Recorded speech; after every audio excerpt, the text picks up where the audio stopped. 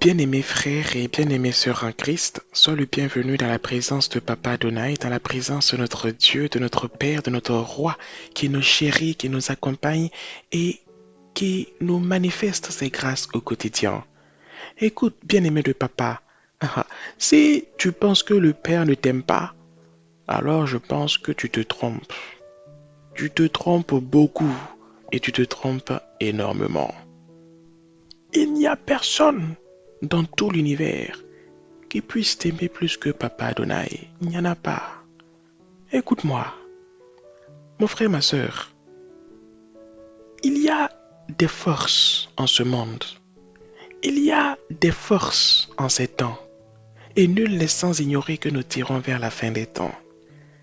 Et le Père, dans sa grâce, des milliers d'années plus tôt, des milliers d'années à l'avance, a envoyé son esprit pour être parmi nous, pour être avec nous, pour nous accompagner, pour nous guider, pour nous protéger. Écoute, mon frère, ma soeur, il y a des choses que l'être humain ne peut pas comprendre. Ça, c'est du niveau spirituel divin. Alors écoute, c'est un père sur cette terre. Si tu es papa à l'heure actuelle, mon frère, ma soeur, et que tu reçois cet enseignement que le Saint-Esprit nous donne, tu vas mieux comprendre cela. C'est un père sur cette terre avait la possibilité, le matin à son réveil, pendant qu'il était à la maison, de diligenter son propre esprit pour suivre et accompagner son enfant qui va passer toute la journée là-bas à l'école. Écoute-moi mon frère, ma soeur, il l'aurait fait sans hésiter. Il aurait demandé à son esprit d'accompagner son enfant là-bas tout le long du chemin pendant qu'il serait sur sa motocyclette pour se rendre à l'école. Il aurait demandé à son esprit de conseiller son enfant, de lui dire: mon enfant, le feu est rouge, arrête-toi, ne brûle pas le feu. Il aurait souhaité que son esprit, en classe, dissuade son enfant de suivre les bandes de camarades rebelles qui pourraient lui faire finir son année académique sur les mêmes bancs et le lui faire reprendre l'année suivante en restant dans la même classe, en allant donc en redoublant. Si les pères sur cette terre avaient cette possibilité, ils n'auraient pas hésité une seconde à le faire. Mais Dieu qui le peut, Dieu qui est tout puissant, écoute-moi mon frère, ma soeur, parce que nous prononçons souvent le terme tout puissant avec légèreté, mais quand tu le prends dans tout son sens et avec pleine conscience, tu le prononces d'une manière totalement différente. Dieu, Papa Adonai, Papa, dans sa toute puissance, a la possibilité d'envoyer son esprit. Et il n'a pas hésité un instant à envoyer son esprit afin qu'il vienne sur cette terre, non pas à cause de la nature, non pas à cause des couchers de soleil ni des levées de soleil, non pas à cause des sites touristiques, mais il l'a envoyé sur cette terre à cause de toi et à cause de moi, afin que son esprit puisse nous accompagner, afin que son esprit puisse nous conseiller, afin que son esprit puisse nous consoler, nous encourager, nous diriger, nous mener, nous fortifier, et que face à celui que l'on appelle Satan, que nous tenons ferme et que nous soyons toujours des champions en Jésus-Christ. Si tu n'es pas conscient de ces vérités, si tu n'es pas conscient de ces réalités, il serait compliqué de tenir bon. C'est pourquoi, mon frère, ma soeur, nous allons suivre le Saint-Esprit en ces instants, pas à pas dans la parole de vie. Parce que la parole de vie, écoute-moi, mon ami, mon frère, ma soeur, la parole de vie, c'est l'essence, c'est le gasoil du chrétien. Une voiture dans laquelle on ne met pas d'essence ou de gasoil si le moteur est un moteur diesel, ne pourra jamais rouler sur la route. La voiture sera tout le temps où? Au garage. Mon frère, ma soeur, si une voiture roule tout le temps sur la réserve, elle risque quoi? Elle risque de rencontrer tôt ou tard ce qu'on appelle la panne sèche. Et je ne pense pas, enfant de Dieu, que tu veux te retrouver au bord de la chaussée en panne sèche. Non.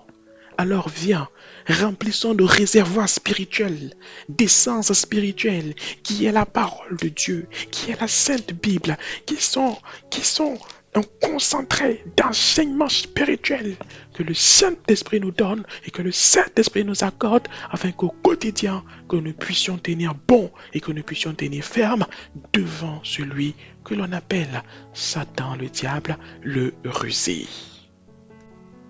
Bien-aimé du Père, le thème que le Saint-Esprit nous accorde d'avoir en ces instants est la ruse du diable et la toute-puissance de ton Dieu.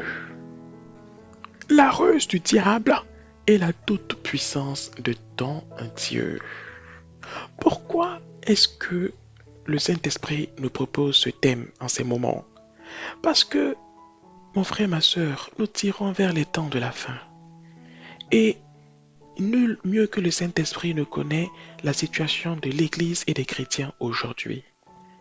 Le Saint-Esprit se rend compte que de plus en plus, les enfants de Dieu sont attaqués sans pitié par l'ennemi. Si tu crois que Satan a pitié de ta situation, tu te trompes. Tout ce que l'ennemi veut, c'est de te voir à terre. Tout ce que l'ennemi veut, c'est que tu sois KO. Alors sois conscient de ces vérités. Alors mon frère et ma soeur, sois conscient de ces réalités. Satan ne fait pas de cadeaux. Alors tiens bon, tiens ferme et ne lui ouvre aucunement la fenêtre. Je ne dis même pas la porte, simplement la fenêtre, ne la lui ouvre même pas. Écoute, mon frère, ma soeur, le Seigneur Jésus nous dit dans le livre de Matthieu, chapitre 24, au verset 24, car il s'élèvera des faux Christ, donc à la fin des temps, car il s'élèvera de faux Christ et de faux prophètes.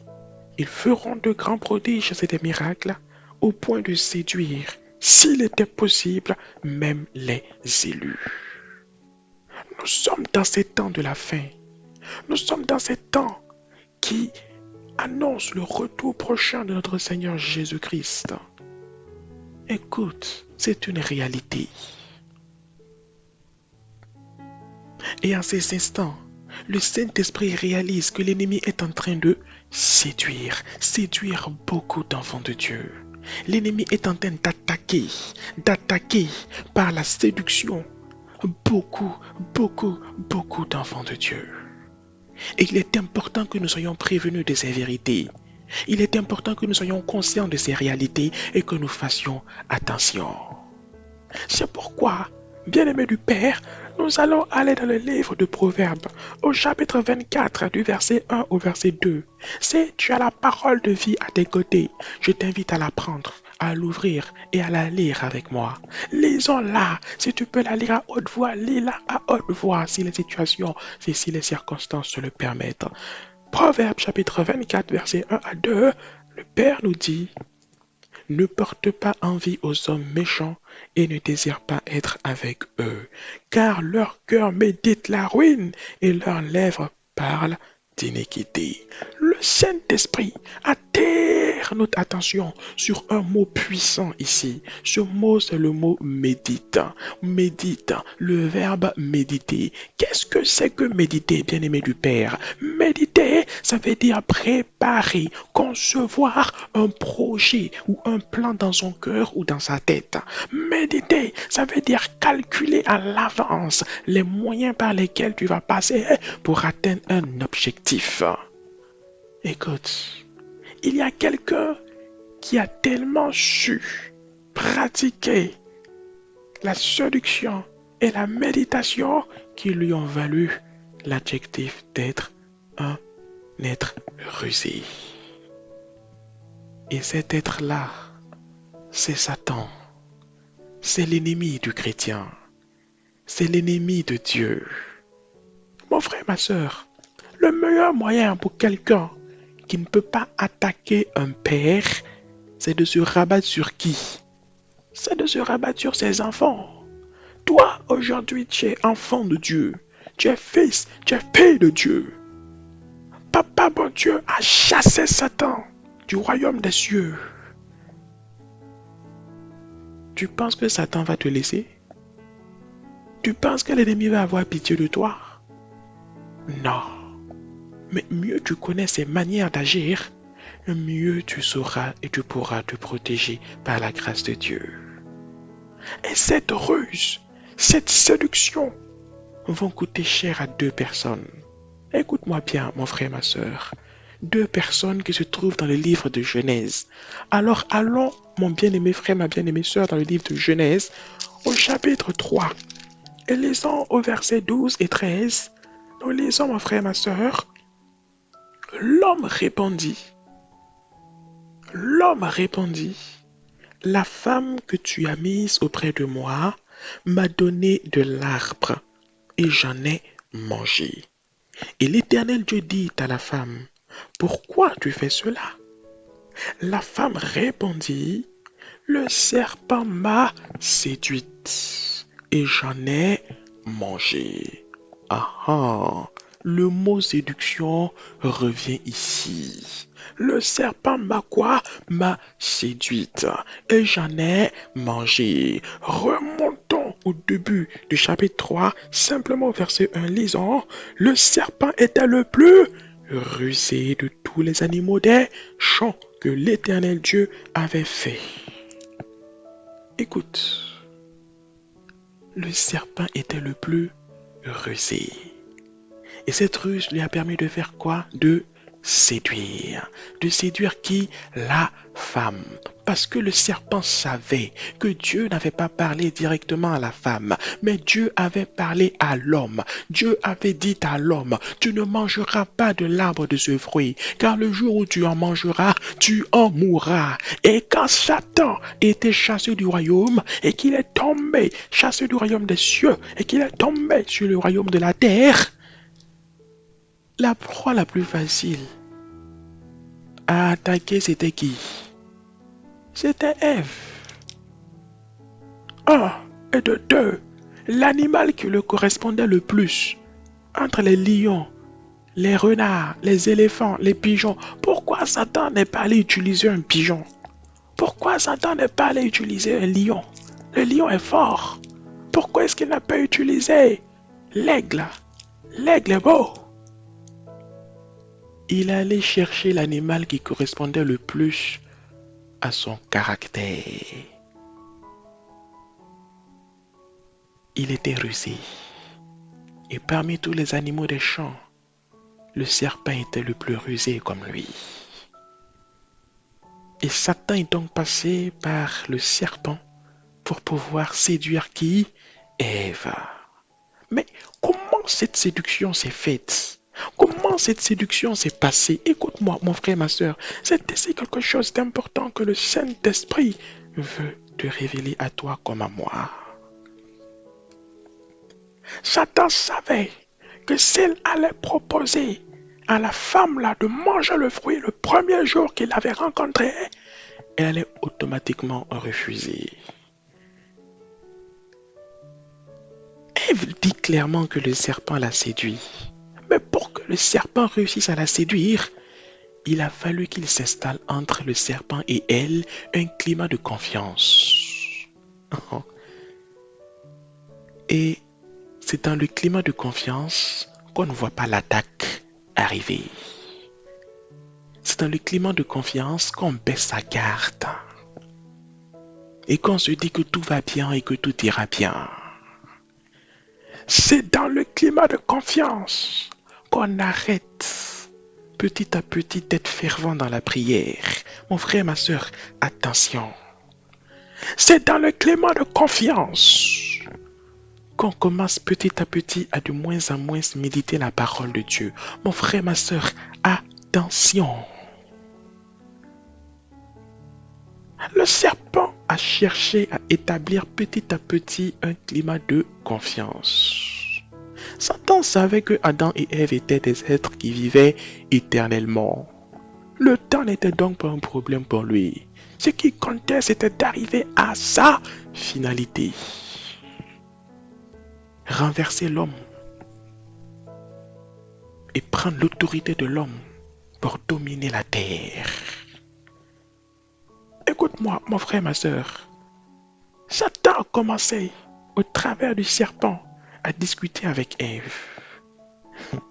Pendant des jours, pendant des longues périodes. Écoute-moi bien. Il a dit à Ève, tu vois ce fruit là-bas? On appelle ça la pastèque. L'as-tu déjà goûté? C'est ton mari même qui l'a appelé ainsi. Il l'a nommé. En anglais, les gens disent watermelon. Il l'a nommé fruit doux, sucré et juteux. Essaye, tu verras, c'est très bon. Et Ève est allée. Elle a goûté la pastèque. Elle s'est rendue compte que le serpent avait raison. Le fruit, il désaltère, il est sucré, il coule dans la gorge comme ça. Cloc, cloc, cloc. Plus tard, le serpent lui a dit, mais Ève, tu vois cette cascade-là? C'est une belle cascade d'eau. Quand tu vas te mettre sous la cascade ou à côté de la cascade, elle te rafraîchit. C'est agréable. Elle a dit, ah bon? Allons essayer. Et elle s'est rendue compte que c'était vrai. Les eaux de la cascade étaient rafraîchissantes. Les eaux de la cascade faisaient du bien. Et petit à petit, le climat de confiance s'est installé entre le serpent et la femme. Jusqu'au jour où le serpent s'est rendu compte qu'il était arrivé au moment où la femme lui faisait tellement confiance qu'il pouvait frapper de plein fouet. Et ce jour-là, il a attendu au moment où Ève avait le plus faim. Il a attendu le moment où il savait que le ventre de la femme gargouillait. Et il lui a dit, viens, tu as faim? Je vais te montrer un fruit spécial. Regarde ce fruit sur cet arbre-là. Est-ce qu'il est vrai? Est-ce qu'il est vrai qu'il vous est interdit de le manger? Et la parole du Père nous dit, écoute-moi bien, la parole du Père nous dit que le serpent a dit à Ève, au verset 4 du chapitre 3, alors le serpent dit à la femme, vous ne mourrez point. Mais Dieu sait que le jour où vous en mangerez, vos yeux s'ouvriront et que vous serez comme des dieux, connaissant le bien et le mal. Verset 6, écoute ici mon frère, écoute ici ma soeur. La femme vit que l'arbre, regarde, la femme vit que l'arbre était bon à manger. Mais regarde comment est-ce que l'ennemi a travaillé la mentalité de la femme jusqu'à ce qu'elle trouve que ce fruit qui était devant elle tous les jours dans ce jardin-là lui paraisse en ce jour-là comment un bon, deux, agréable à la vue. Mais écoute-moi, tu n'as jamais mangé un fruit. Et de ton simple regard, tu le trouves bon à manger. L'ennemi avait tellement installé un climat de confiance qu'il avait réussi à entrer, à pénétrer dans le lieu secret et à pousser la femme à désirer ce fruit. La femme vit que l'arbre était bon à manger et agréable à la vue, et qu'il était précieux pour ouvrir l'intelligence. Elle prit de son fruit et en mangea. Elle en donna aussi à son mari, qui était auprès d'elle, et il en mangea. Les yeux de l'un et de l'autre s'ouvrirent, ils connurent qu'ils étaient nus, et ayant cousu des feuilles de figuier, ils s'en firent des ceintures. Ah, les choses étaient gâtées. Les choses étaient gâtées. Écoute mon frère, ma soeur, comment est-ce qu'un chrétien aujourd'hui du 21e siècle se fait ainsi séduire par l'ennemi? Comment est-ce que ce jeune homme qui était chaste, qui était pieux, finit par basculer dans l'impureté? Simplement au travers des petites vidéos rigolotes envoyées sur les réseaux sociaux qui banalisent la sexualité et qui banalise l'infidélité. Simplement, de petite vidéo en petite vidéo, les yeux chastes de ce jeune homme se mettent à découvrir des choses qui ne glorifient pas Dieu. Au début, c'est tellement faible que ça ne le heurte pas spirituellement. Au début, c'est tellement faible que ça ne lui dit rien. Mais petit à petit, ça le fait basculer. Il se remet lui-même à chercher des vidéos de ce genre pour son propre plaisir et pour le partager aussi à sa communauté. Comment est-ce que l'ennemi a pu pousser cette jeune fille chaste à une vie totalement perdue? Tout simplement à cause des relations, à cause des fréquentations.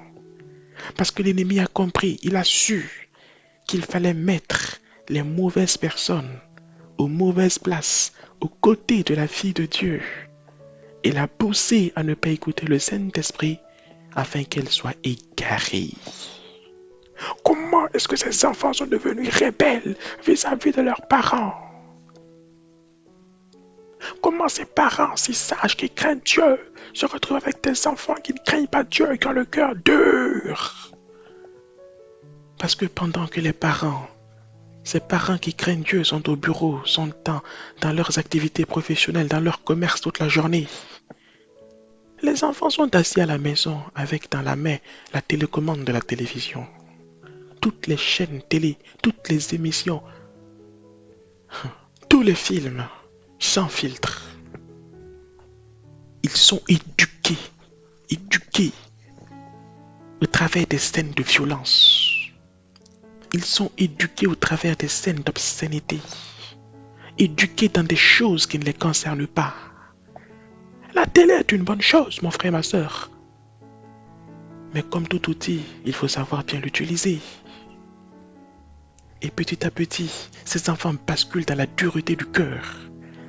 Avant l'âge, ils découvrent des choses qu'ils ne devraient pas connaître. Au travers de cet écran, Satan dit à ces esprits méchants, mais ces chrétiens-là, il y en a qui n'ont pas compris. On va passer par la télé pour éduquer leurs enfants. Alléluia. On va passer par ce moyen-là pour avoir leurs enfants. Eux, on ne peut pas les avoir parce qu'ils sont déjà bien blottis. Ils sont déjà bien enracinés en Christ. On ne peut pas les défier parce que le Saint-Esprit est avec eux. Mais regarde comment est-ce que l'ennemi connaît. Il est conscient de la puissance spirituelle qu'il y a en toi. Mais il se dit, on ne se presse pas. Ce sont les enfants de ces gens-là qu'on va attraper.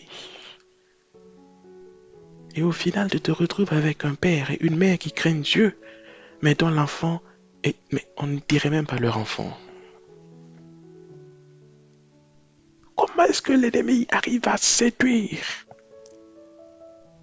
parents avant même que ta jeune fille ne soit mature? Tu lui offres un téléphone portable. Tu ne contrôles rien, tu ne filtres rien. Et est-ce que tu es avec elle pendant qu'elle est dans sa chambre sous sa couverture? Est-ce que tu sais ce qu'elle fait avec ce téléphone portable? Oh. Est-ce que tu sais à qui elle écrit?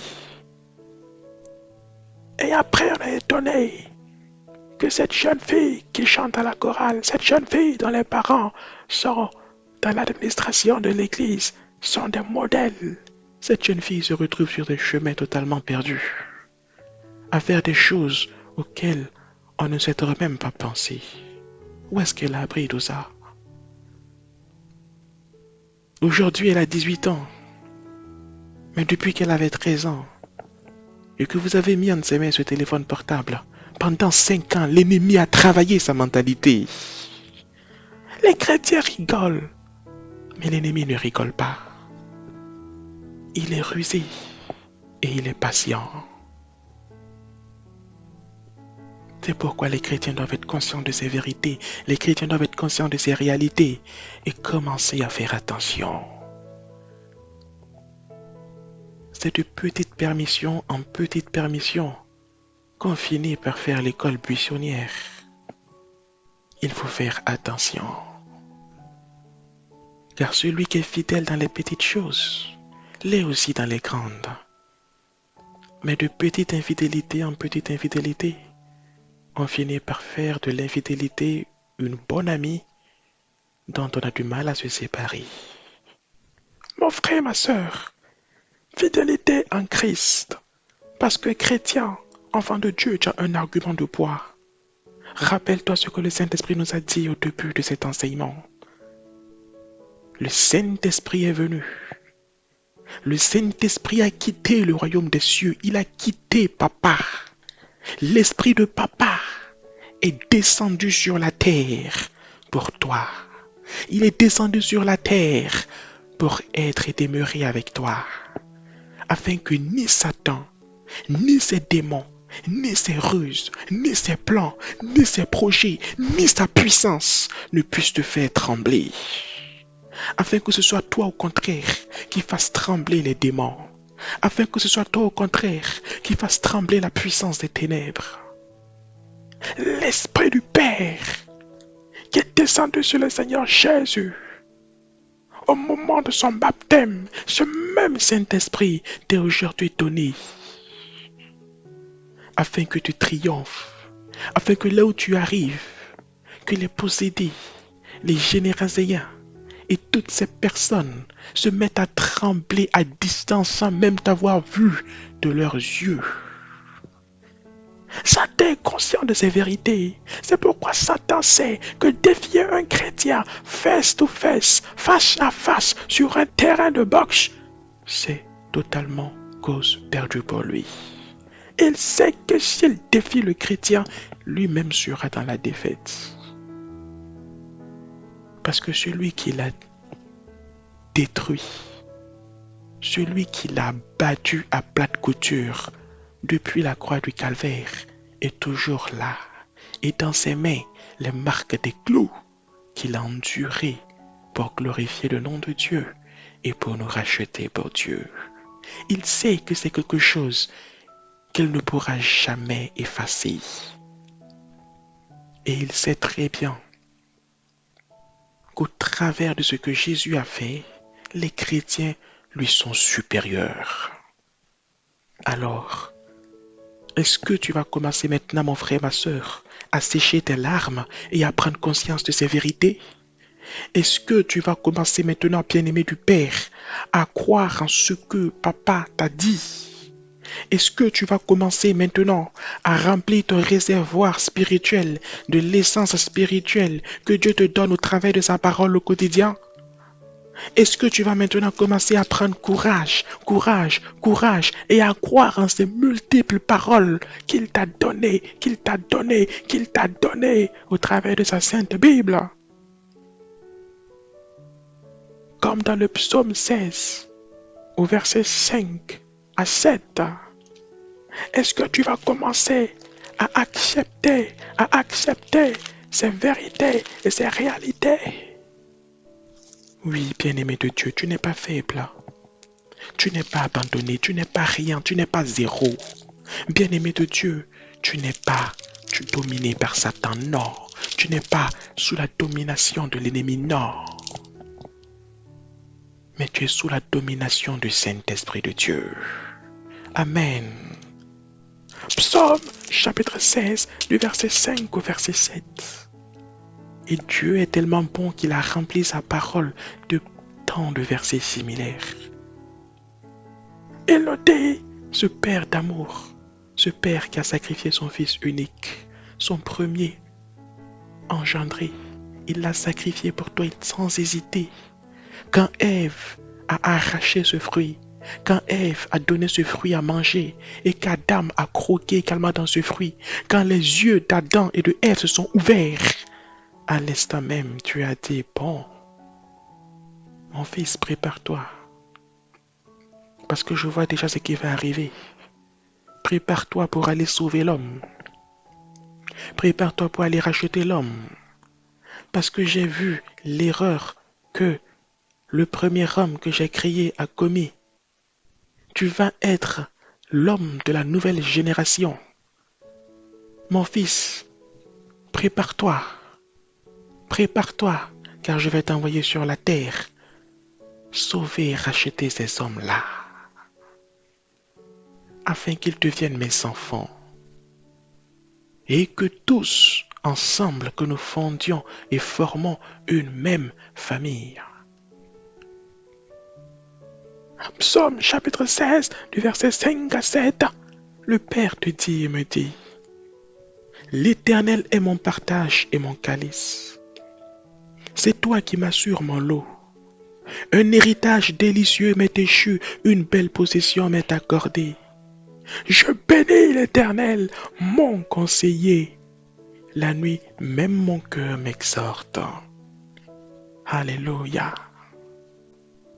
Et pour continuer dans cette lancée, le Père te dit et me dit, toujours dans Genèse au chapitre 3 et au verset 15, il dit à ce serpent, il dit à cet esprit méchant, à cet ancien ange de lumière déchu, il lui dit, dans Genèse au chapitre 3 au verset 15, je mettrai inimité entre toi et la femme, entre ta postérité et sa postérité.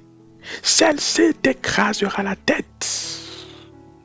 Alléluia. Et tu lui blesseras au talon. Celle-ci t'écrasera la tête.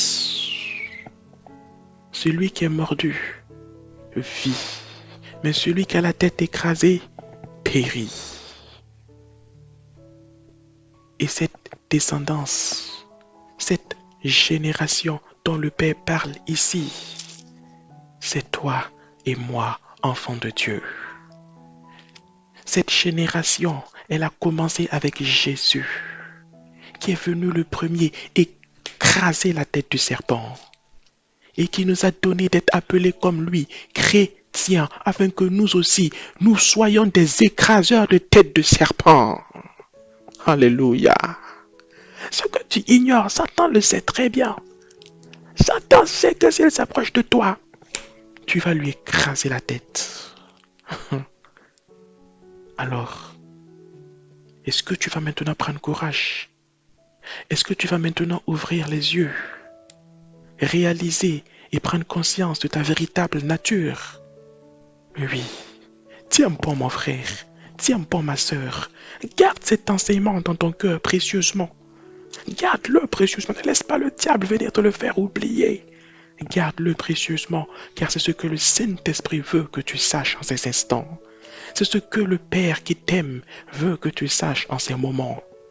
Que le Saint-Esprit nous soutienne toujours. Que le Saint-Esprit nous fortifie toujours. Que la grâce et que la gloire reviennent toujours à Papa Adonai. Mon frère, ma sœur, que le Père te bénisse. Que le Père te fasse prospérer ta famille et toi. Qu'il te protège de la mort, de la maladie. Qu'il t'éloigne, qu'il éloigne ta maison de toute forme de danger. Qu'elle soit et demeure toujours à tes côtés. Qu'elle guide tes pas et que tous tes projets réussissent suivant sa volonté dans le nom de Jésus-Christ. Qu'elle te mène dans les chemins de la paix. Qu'elle éloigne de toi les querelles et les querelleurs. Qu'elle te donne un cœur humble et modeste, un cœur qui cherche à lui. Qu'elle te donne la sagesse et l'intelligence, que partout où tu iras, dans tes études comme dans ton service, dans tes études comme dans tes projets de commerce ou d'entreprise, que ta sagesse soit plus forte que celle de tous ceux qui sont autour de toi et que tu sois un ambassadeur de Christ au milieu d'eux, car au travers de toi, ce sera la sagesse pure du Père qui parlera, qui décidera, qui agira, qui motivera, qui challengera et qui permettra à tous de recevoir le salut qui vient de Jésus-Christ. Que le Père t'éloigne de toute forme de tumeur, de toute forme de cancer, de toute forme de diabète, de toute forme de problème de santé au nom de Jésus. Que le Père, au nom de Jésus, femme, te donne d'enfanter dans la paix. Qu'elle chasse loin de toi la stérilité en ces moments. Et que ton ventre habite tes enfants, la gloire de son nom. Que ton ventre soit la maison heureuse et épanouie d'une puissante génération à la gloire de son nom. Que le Père te donne à toi, chef de foyer, la force et la douceur à la fois de tenir bon et de chérir ta maison dans le nom de Jésus. Bien-aimé du Père, je suis heureux, je suis content, oui, d'être en intimité avec toi en ces instants. Et je prie que le Seigneur nous permette encore de nous retrouver dans les temps et dans les moments qui viennent pour à nouveau partager sa parole et pour à nouveau être chéri spirituellement et fortifié à tous égards pour lui et au travers de lui. Béni soit le Père, béni soit le Fils et béni soit le Saint-Esprit, aujourd'hui et éternellement, au nom de Jésus-Christ de Nazareth donc. Amen.